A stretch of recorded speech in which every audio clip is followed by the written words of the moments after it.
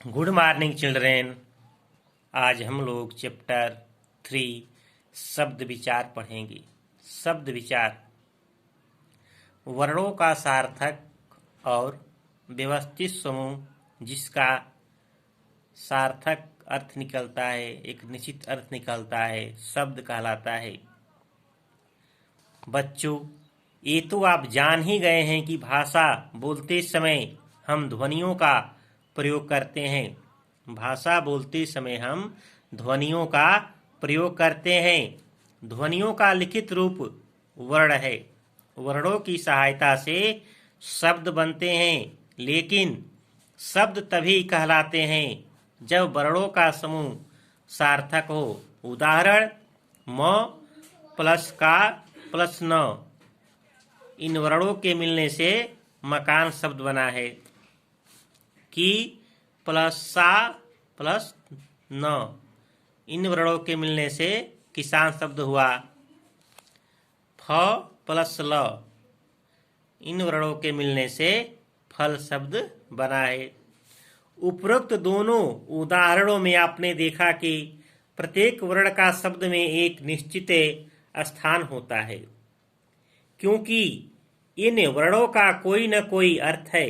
इन शब्दों का कोई न कोई अर्थ है।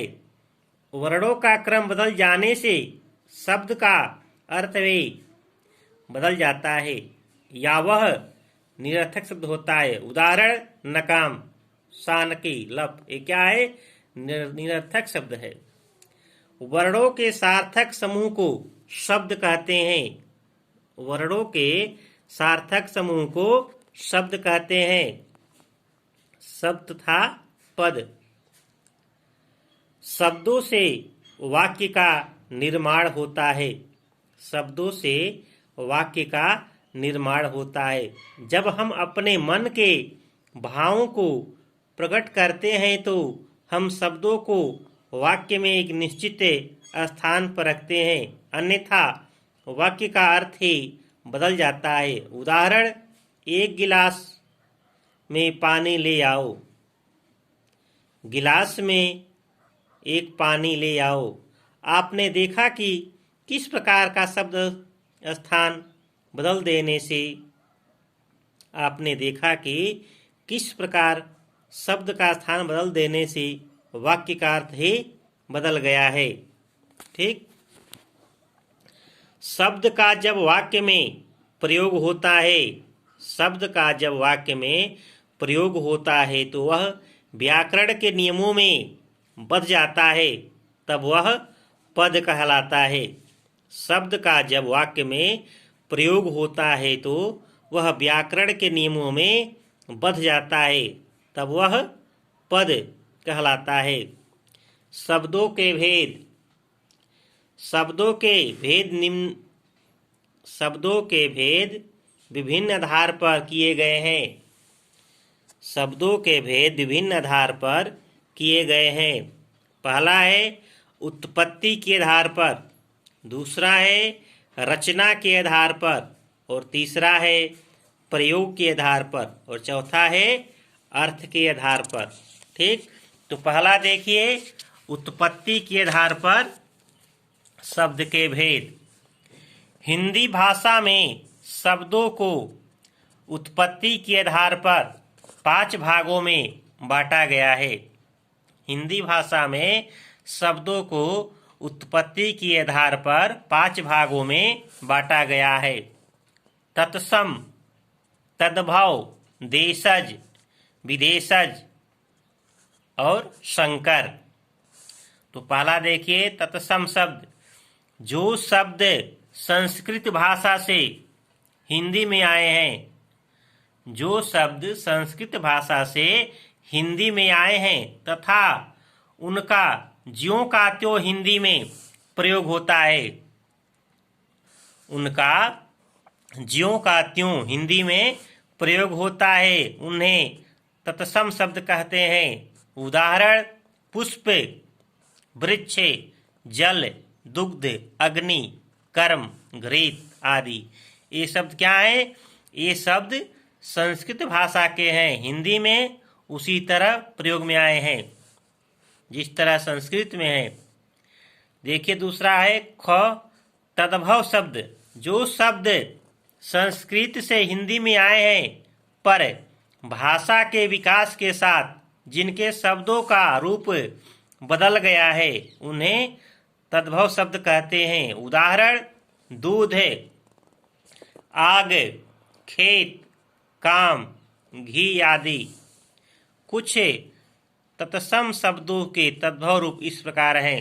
चंद्र, चाँद, पंच, पाँच, सप्त, सात, अष्ट, आठ, अग्नि, आग, सूर्य, सूरज, हस्त, हाथ, नासिका, नाक, मस्तक, माथा, पितृ, पिता, कर्म, काम, क्षेत्र, खेत, घृत, घी, निद्रा, नींद, अग्र, आगे, शिक्षा, सीख, मयूर, मोर, कूप, कुआं, भ्रमर, भौरा, कोकिल, कोयल। ठीक। तीसरा भेद है देशज शब्द। जिन शब्दों का विकास हिंदी में हुआ है, जिन शब्दों का विकास हिंदी में हुआ है और वे किसी भाषा से नहीं लिए गए हैं, जिन शब्दों का विकास हिंदी में हुआ है और वे किसी भाषा से नहीं लिए गए हैं उन्हें देशज शब्द कहते हैं। उदाहरण पगड़ी, थैला, डिबिया, लोटा, खिड़की आदि। विदेशज शब्द। समय समय पर हम भारतीयों का संपर्क विदेशियों से हुआ। उनके संपर्क में आने से हमारी भाषा पर भी उनका प्रभाव पड़ा तथा अनेक विदेशी भाषाओं के शब्द हिंदी में आ गए जो विदेशज शब्द कहलाए।